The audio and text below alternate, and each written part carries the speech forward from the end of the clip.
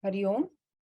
Vakratunda Mahakaya Suryakoti Samaprabha Nirvignam Kurme Deva Sarvakaryeshu Sarvada. Pranams to our Pujya Gurus, Adi Gurus, the Guru Parampara. Team Param Vedanta welcomes you all. Swamiji repeatedly says moksha is possible only through self-knowledge. We must do Shravanam, Mananam, Nididhyasanam. And we are the fortunate ones to come so far. We have recently completed Bhagavad Gita verse by verse and Disha. The benefits of this study is supposed to be samatvam, emotional stability, abhayam, loss of fear, loss of anxiety, frustration. We need to have more peace, security, everlasting happiness, the ability to revel in ourselves, atmeva, atmanahi tushta. These are the benefits. But most of us find that we have the knowledge, but we are still not living by it. This requires abhyasa, practice, repeated shravanam, mananam, nididhyasanam. Then we felt repeating the study of Bhagavad Gita may cause lack of attention because of familiarity. And sometimes Swamiji says, not always, but variety may help bring more clarity and jnana nishta. So we at Param Vedanta with Guru Kripa are starting a new study of the 7th chapter of Pancadasi. Dr. Hegde will elaborate on all the details, and also he will give us details regarding the retreat with Swami Anubhavanandaji in October on the same topic. At the present time, we are postponing the study of Kathopanishad, which we had discussed earlier. Many of us may be hesitant to enter this new text, to go beyond the Bhagavad Gita. But we must recognize that the mind is infinitely resourceful, most flexible, most flexible. This knowledge is well within our capacity. We must not have any doubts. Let us harness the mind and employ it towards the spiritual goal. Every week, we will keep the Bhagavad Gita alive by presenting my favorite Gita verse by one speaker. The first and second session will be an overview, giving some introductory topics for better understanding of the text. Let us listen to our esteemed peers under the guidance of Dr. Hegde and the blessings of all our gurus. Sir, please. Thank you, Neeta, for giving us a very good introduction. Sadashiva Samarambam Shankaracharya Madhyamam Asmadacharya Paryantam Vande Guru Paramparam. Om. Before we begin any study, we offer our salutations to the entire Guru Parampara to express our deep sense of gratefulness for having brought us to where we are and to help us to have that kind of vision that they have. Tat Padam Darshitam Yena. Our knowledge has come from none other than Sadashiva, Lord Shiva as Dakshinamurti, and through the lineage of teachers, particularly Adi Shankara, who's made these Vedas so logical, so meaningful, so understandable, right up to our present Acharyas. There are two mantras or two verses which we will be chanting in every class. Namah Shri Shankarananda Guru Padam Bujane Savilasa Mahamoha Graha Grasika Karmani Atmanam Ched Vijaniyat Ayam Asmiti Purushaha Kimmichan Kasya Kamaya Shariram Anusam Jwaret. As Neeta has already mentioned, we have studied the Bhagavad Gita verse by verse. We have studied the Gita in various summaries. We have studied the Gita once again to discover inner strength and happiness through a series called the Disha. At the end of each chapter, we studied about 5 to 6 verses per class of Mundaka Upanishad, a brilliant Upanishad, and have studied it completely. Interspersed, we could study Sri Dakshinamurti Stotra, Upadesha Sara, Manisha Panchakam, Bhajagovindam, and so on. For those of us who have been together for the last 2 years, I am certain, we are not that big number, but the numbers that have been still together are sincere students of Vedanta. And I will declare all of you from now are no longer basic students, but now we should see ourselves as advanced students. Why do we have advanced students? Because spiritual knowledge is there. Jnanam is clear. Yeah. Although I have spiritual knowledge, I don't feel I am liberated. I don't feel I am free. Yeah. I still have all the kinds of limitations that a person could possibly have. And therefore, this set of series of talks from now until October are viewed from this angle. Is there a way to move from Jnanam to Jnana Nishta? And for that particular reason, now as we have just completed Guru Purnima, we understand the importance of a Guru in our life. Few of us are blessed to come in touch with the Guru. Most of us don't have a Guru directly. A Guru is indirectly. Indirectly means through these online classes, we listen to Gurus on YouTube, we see them once in a year. So none of us have that privilege of having a Guru for ourselves. And yet, that is thanks to technology. Even though we may not have a Guru to whom we report to on a regular basis, just like, to study medicine for 5 years or 10 years, you have a Guru who will train you, or a series of Gurus who will train you to get medical knowledge. We don't have that kind of knowledge. But thanks to technology, we still have the Guru Tattva that comes to us. Once in a while, we have an opportunity to do what is called a retreat. In a retreat, we have great acharyas like Swami Anubhavananda, who have devoted almost 1 week's time, where we have an opportunity from early in the morning till late in the evening, at least about 4 or 5 classes a day, to be with the acharya, to have formal classes, to have meditation. And in between, we mingle with the teacher. We have food with him, we travel, we go out to local sightseeing places around. The location that we have chosen is a place called Murudeshwara, which is between Gokarna on the north and Mokambika and Udupi on the south. It is a holy place, and I request those of you who can make this time to spend this time with the Acharya Sri Anubhavananda ji. And he has told us that he will spend this time giving us an insight into Panchadashi chapter 7, Tripti Deepa Prakaranam. Now that is what prompted us to change our schedules and make ourselves from now on to look into this text and see how this text, and I have had a chance to look into it.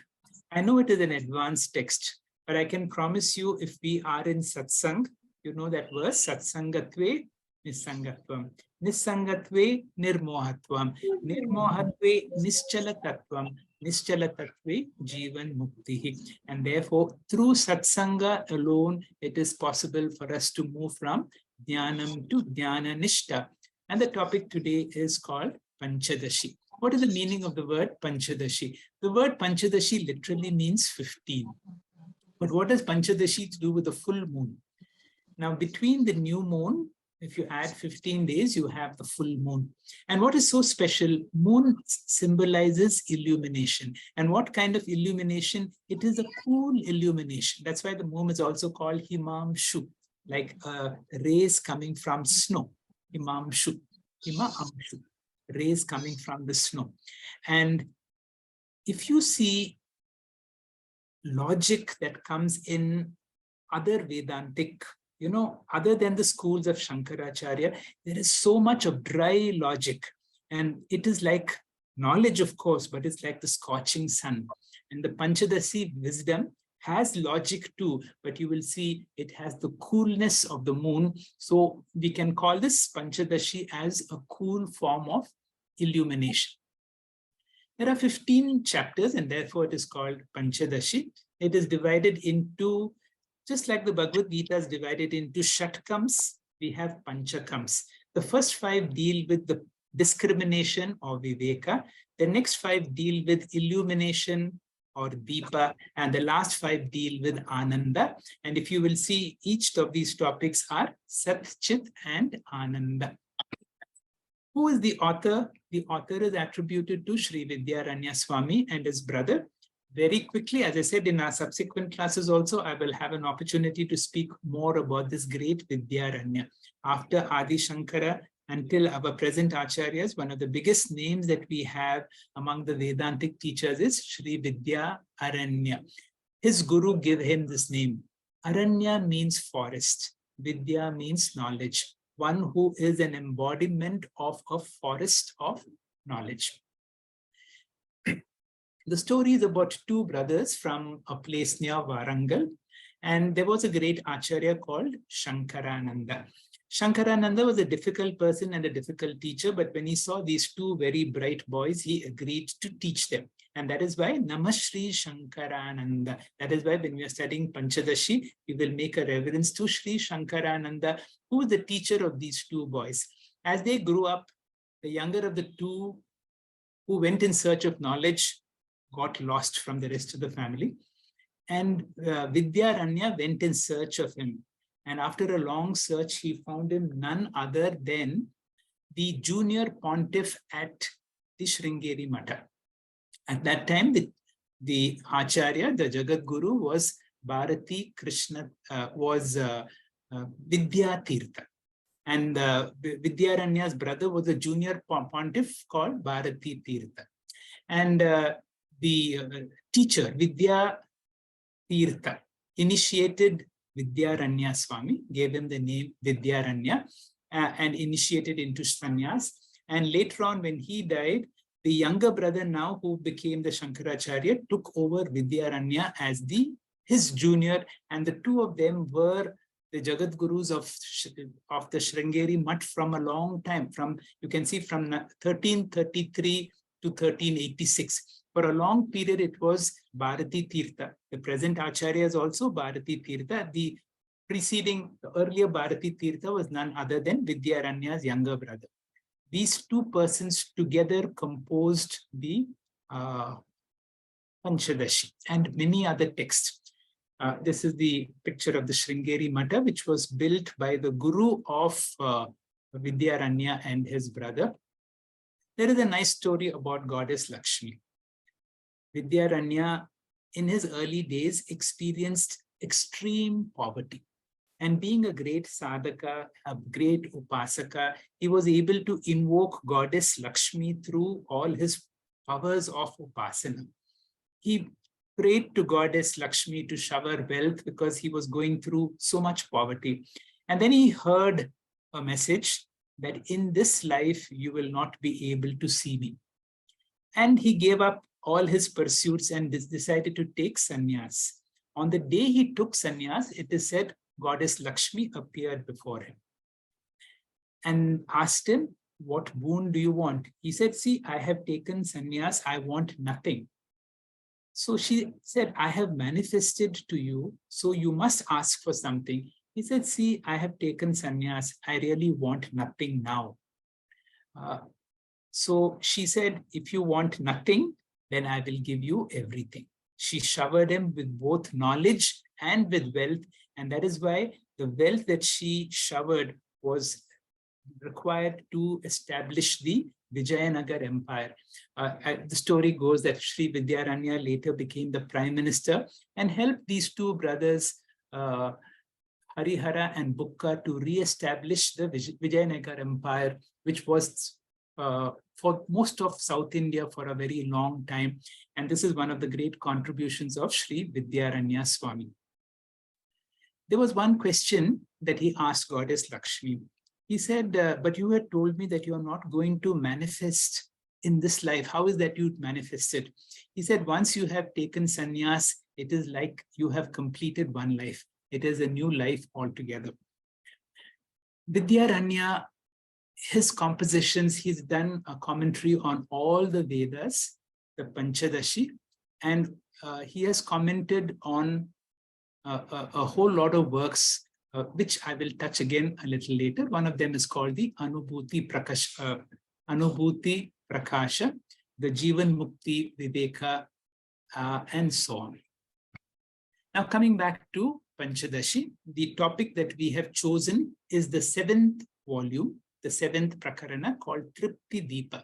Tripti means complete fulfillment, or Deepa is a lamp that illumines Tripti, or complete fulfillment. Now, what are the source books for us for our knowledge? Swami Tejomananda and Swami Anubhavananda. Both of them have written excellent, simple books for us to be able to understand these verses. And I would recommend all sincere students to have these books to be able to study the Panchadashi. Very briefly, I will explain these two mantras, and then we will have a series of this class and the next class, a few orientation topics which Swamiji always touches on before we enter into an advanced topic like the Upanishads. Namah Shri Shankarananda. It is Vidya Aranya and his brother offering namaskara to their guru. Now, those of us who do not know Shankarananda, he is another great scholar who has written a commentary on the Bhagavad Gita. And he's supposed to be a very difficult, both as a person and as a teacher. And when you learn from a particular teacher, sometimes if there are some mistakes in your teacher, the students improve upon them. And so Vidya Aranya and his brother wanted to bring the teachings in a manner that is easy for us to understand. And that is what is called Sukha Bodhaya. I will make this teaching very easy for you to understand. Guru Pada Ambu Janmani. So the Guru's Pada is like a lotus. So I offer my respect to the feet of my Guru. Sa Vilasa Mahamoha. My Guru's Graha Grasika Eka Karmani. The only job of any Vidya, Brahma Vidya Acharya is to relieve us of Sa Vilasa Mahamoha. Sa Vilasa means the primal ignorance. Primal ignorance is when I do not know my true nature. I have avaranam about my true nature. I am already that, but I do not know. When I do not know my true nature, I have vikshepa, and therefore I consider myself as a limited being, and therefore I have all these problems.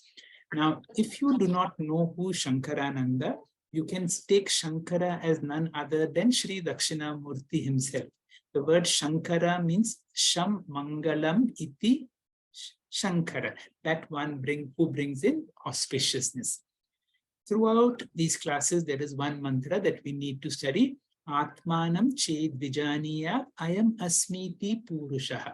Now, this is the Vedic usage of the word Purusha. They call it Purushaha, which means none other than all of us need to know the Atma, or my true nature, Vijaniyat, very clearly. I am Asmi, that I am Atma. And once I know my true nature, Kim Vicham Kasya Kamaya, there is no, you attain to what the Bhagavad Gita talks in the Sthita Prajna portion. When Arjuna asks Sri Krishna, what are the qualities of a Sthita Prajna? Sri Krishna answers, Atman eva atmana tushtaha, prajahati ada kaman. All desires drop. And for such a person who has nothing to do and nowhere to go, what struggle is there with the body? I'm not going to elaborate on this today because we'll have more opportunities for that. We will straight away go to the introductory classes today, and the opening class will be by Vani Bhaskar, who will speak to us about Vedas, Shruti, and what do you mean by they are Apaurusheya. Vani, please. Hariyo, Shri Gurubhyo Namaha. Every human being in his or her life is busy pursuing different kinds of goals. Some are short-term goals and some are long-term goals. These goals change from time to time. At different points of time, we have different goals. When we are young, we have one type of goal. When we are grown-ups, teenagers, we have a different goal. And when we become adults, we have some other goal. But when we really think about it, think about the goals and analyze, we realize that we are all wanting to achieve our goals for happiness, peace, and security. But the sad part is we are always searching for them in the outside world of objects. We never realize that these peace, happiness, and security lies within us only, not outside. Our scriptures point out that they are hidden within us. They are covered by impurities, mental restlessness, and ignorance. So we have to remove all these coverings to know what lies within us. Coming to goals, there are 4 purusharthas or the human goals. They are the dharma, artha, kama, and moksha. Artha means security, kama means desire, which is very common to everyone, both animals and humans. In animals, it is instinctive. And dharma is an integral part of human beings. It is unique to them. Swami Dayananda Saraswati says, dharma is doing what has to be done at that given point of time. Then coming to moksha, moksha is the primary goal of life. It is freedom from seeking. It is freedom from the cycle of birth and death. It is to know oneself. It is to know the reality. Our scriptures help us to know the 4 human goals and provides a means to attain them. Our basic scriptures are called as Vedas. They're the oldest scriptures of Hinduism. The word Veda means a source of knowledge or means of knowledge. We see our goddess Lakshmi, Saraswati, the goddess of learning, has a book of knowledge in her left hand. Here, knowledge does not mean knowledge of arts or science or physics or maths. Here, knowledge means the knowledge of self, to know oneself, which is the ultimate goal of life. Veda is derived from the Sanskrit word with means to know. These Vedas are supposed to be not of human origin. They are not created by any human intellect. Vedas are truths realized by the great masters or the rishis in the seat of meditation. Just as when we hear some music in the radio or TV, the radio or TV does not produce any music. The music has been transmitted by the transmitting center elsewhere. Radio or TV are only appropriate receiving centers. Likewise, God has transmitted the Vedic scriptures, and rishis are the special human beings with extremely sattvic mind capable of receiving these teachings. So God is like the transmitting center and rishis are the receiving centers. So Vedas are scriptures revealed by the Lord to the rishis, and they in turn gave it to fellow human beings. Since Vedas are not of human origin, they are called as Apaurushaya. Since rishis directly heard the Vedas from the Lord, they are also called as Shruti. The word Shruti comes from the Sanskrit word Shrutava, which means that which was heard. And also perhaps because it was passed on from generation to generation through careful recitation and memorization until it was written down. So Vedas are truths realized by the great rishis in their seat of meditation. They reveal the great knowledge of the self. They are revered for their profound wisdom, spiritual insights, and profound teachings. They are like manuals for life. Vedas are valid means of knowing the supreme truth, knowing that which transcends the mind and senses. They should be studied with care and understood rightly with the help of a guru. And we have 4 Chatur Vedas, that is compiled by the great Rishi Veda Vyasa. They are the Rig Veda, Yajur Veda, Sama Veda, and Atharvana Veda. Rig Veda is the oldest among them. And Vedas are classified into 2 portions, that is Veda Purva and Veda Anta. Veda Purva is the former or the beginning portion, and it consists of karma or action. Therefore, they are also called as Karma Kanda.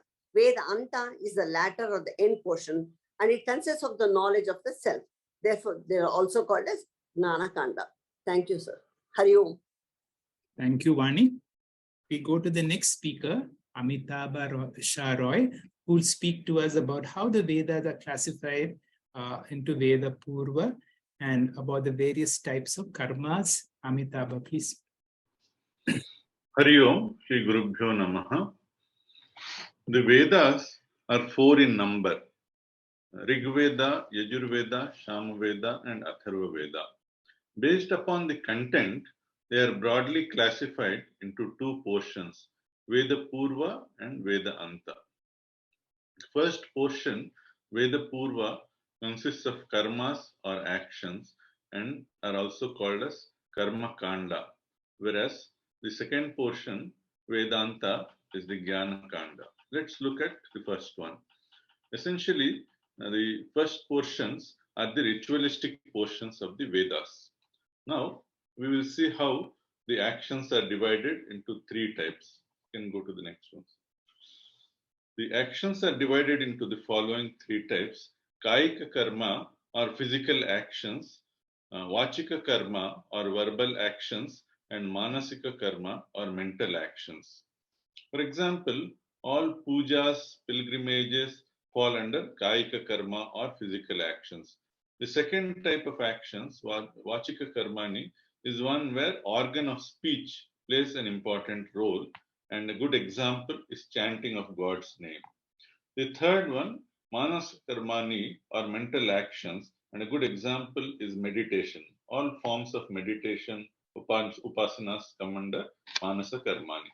You can move to the next slide. Sir. So, what is the purpose of all these actions? The purpose is results.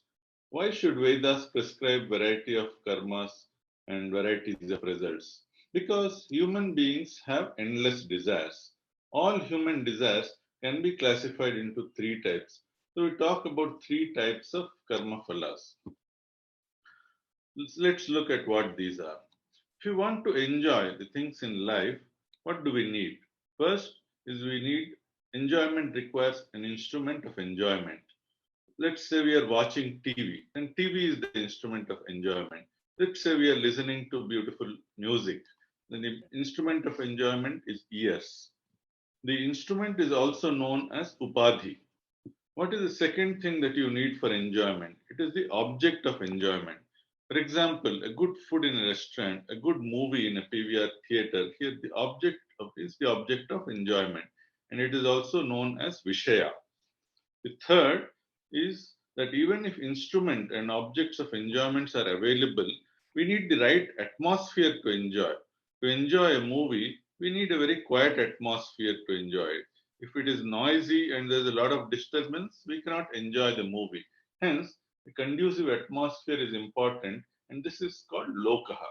So, to summarize, three types of karma phalani are instrument of enjoyment or upadhi, object of enjoyment or vishaya, and a conducive atmosphere or lokaha. Hari Om, sir. Thank you very much, Amitabh. That was another clear presentation about karmas and the karma phala. Dr. Sheilas will tell us about Vaidika, and although we work for all of these, what are their defects? What are the doshas? Dr. Sheila, please. Hari Om, Shri Gurubhyo Namaha. We just now learned that Kayika, Vachika, Manasika Karma Trayam will produce Karma Pala Trayam, that is threefold benefits, that is Upadhi, Vishaya, and Loka. All these give Artha, Kama, and Dharma. Who gets this? It is Vaidika. Vaidika is a person who believes in the Vedas and performs all karmas as prescribed by Vedas to get both material and heavenly benefits for a happy life. Anything and everything, say son, daughter, kingdom, wealth, higher lokas like Swarga Loka, Brahma Loka can be got by doing karmas as told in Vedas. Among them, there are some intelligent people who through their experiences in life understands and examines that everything in creation, that is all these three purusharthas have intrinsic deficiencies, that is dosha. So in this slide, we can see there are three doshas. They are Trividha dosha. The first one is dukkha mishritvam. All the worldly accomplishments give happiness, but equally mixed with pain. Every acquisition, say just not money, even the status, position, fame, name, relationship, etc., all requires hard work, stress, strain, and tension, and even to preserve and maintain them. Even our physical and mental body to maintain requires yoga, exercise, diet, etc. In spite of efforts, everything that we acquire is acquired in time. So all that have manufacturing date have also expiry date. All that is born has to die. Even Swarga Loka has expiry date. Have to return back once the punyam is over. Greater the acquisition, greater the pain. Pain is directly proportional to the pleasure. So it is not Shashvata. It's not permanent. So karma palam is dukkha mishritam. In the next slide, we'll see the second dosha, that is atruptikatvam. Whatever karma palam we accomplish is finite in nature. Effort is finite, cause is finite, so the result, that is effect, is also finite. And also there is always something bigger to accomplish, which is again finite. We keep traveling from finite to another finite. So there is no tripti or satisfaction. The struggle to be different or other from what I am now is samsara. So atruptikartvam gives that is karma palam gives a trupti, that is discontentment and dissatisfaction. So in the next slide, we'll see the third dosha, that is bandhakatvam. More we accomplish and enjoy the karma palam, more we get attached and used to them. The object which come as servants later end up as master, like phone, drugs, coffee, tea, housekeepers, servants. In the beginning, they serve us. Later, they are our masters. Swamiji says, everything in the creation is dependence causing. We are not traveling from dependence to independence. It is independence to dependence. We are not going from bandha to moksha. It is going from bandha to stronger bandha. So the karma palam is a bondage.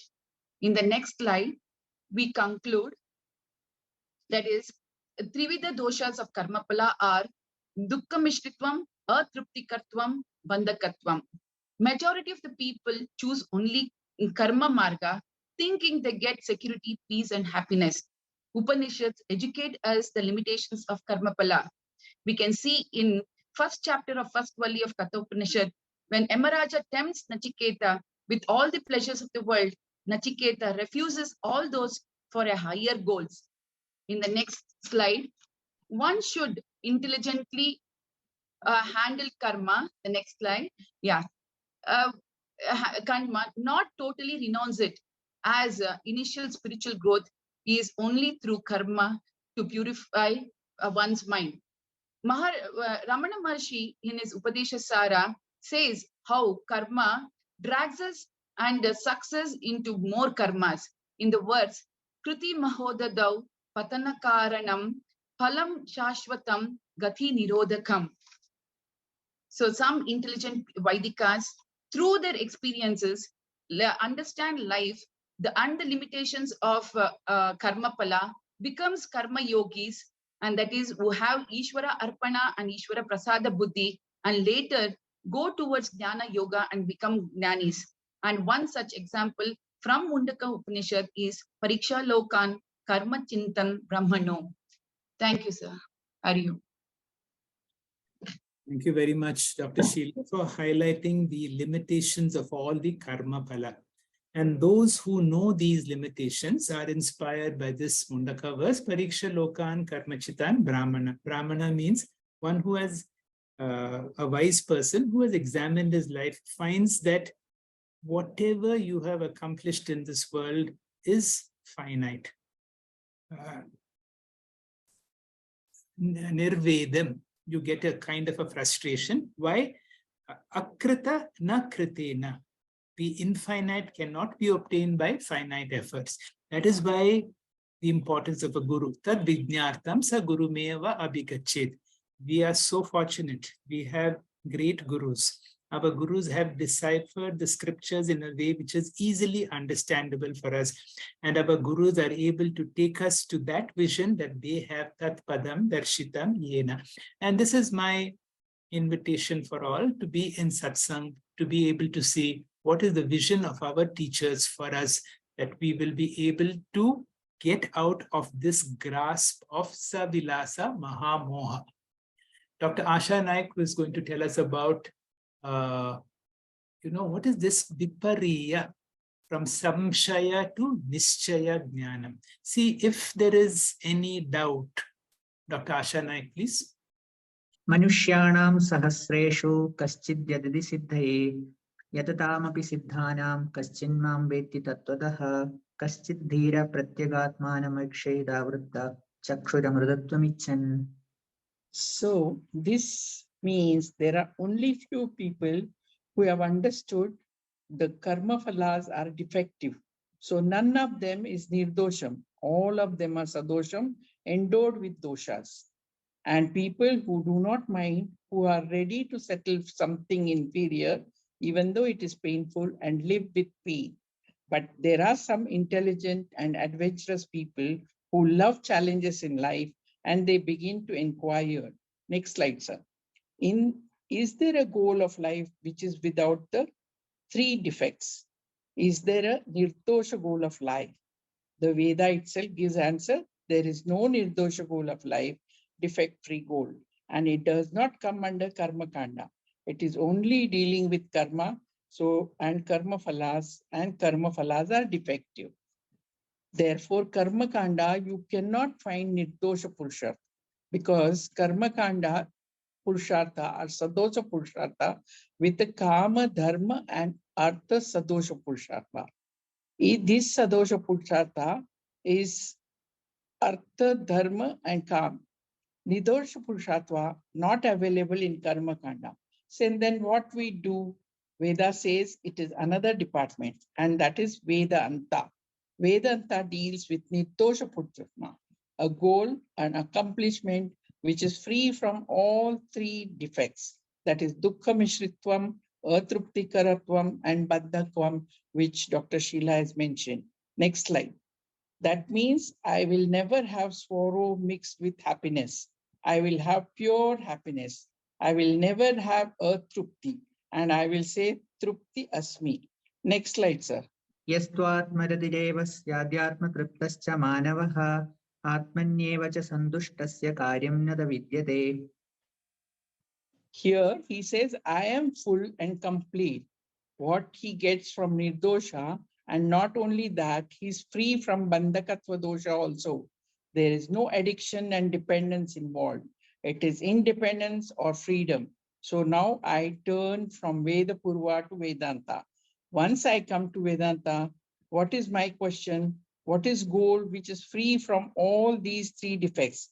Vedanta declares that goal is called Brahman or Moksha or Param Purushartha, the highest and greatest defect-free goal.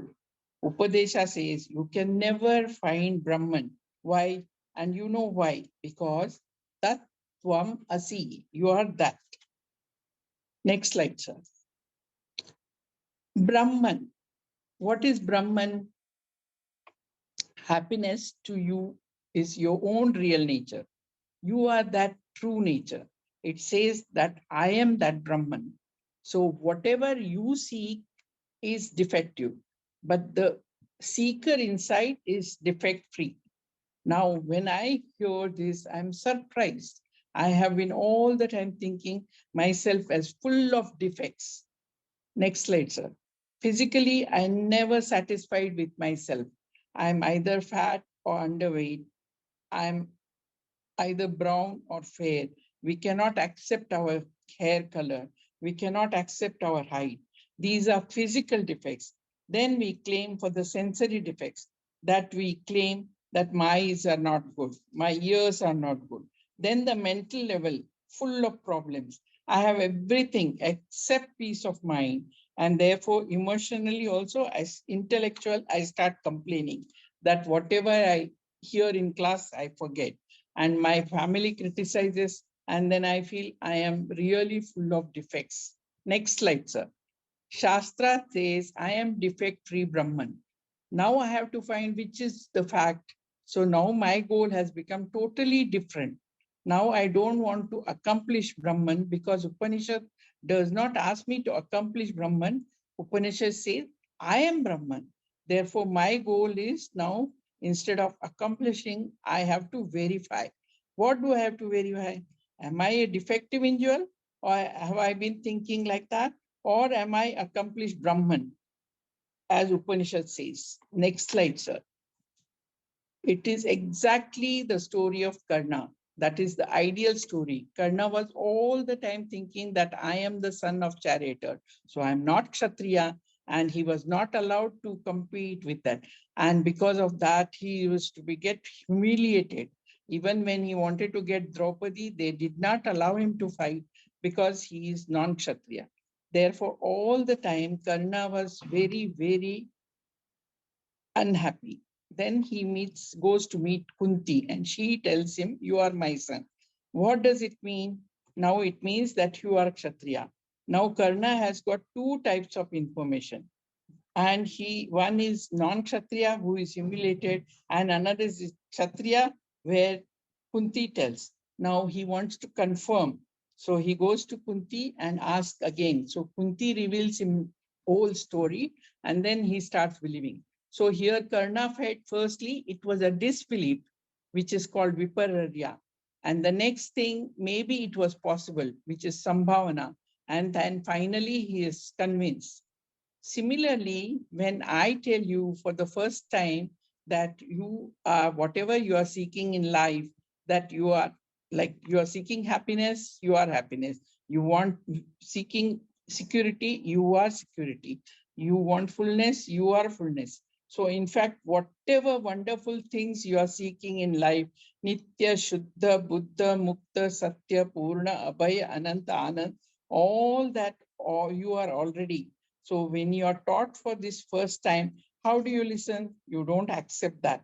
You think people are praising and it is Arthavada. Then after that 10 years, you keep studying Bhagavad Gita and Vedas, and then you start counting, maybe I am Brahman. And then afterwards, slowly you get convinced you are Brahman. Next slide, sir. So, and I believe that I am Brahman. So Vipararya to or Samshaya to Sambhavana to Nishchaya. This is the progress. And this is called self-enquiry. The Vedanta enter into self-enquiry to find out what?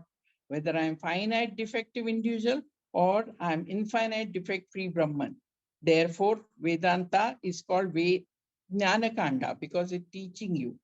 And nothing to accomplish. You have something to know. Know about whom? About myself. What do you want to know? That whether you are defective individual or defect-free reality. Hari Om. Thank you very much, madam. This is exactly what we wanted in these introductory classes, to know why we need to work more on Vedanta. Vedanta is the Bhagavad Gita, Vedanta is the Upanishads, and Vedanta is Brahma Sutra. There are various other Prakarana Granthas.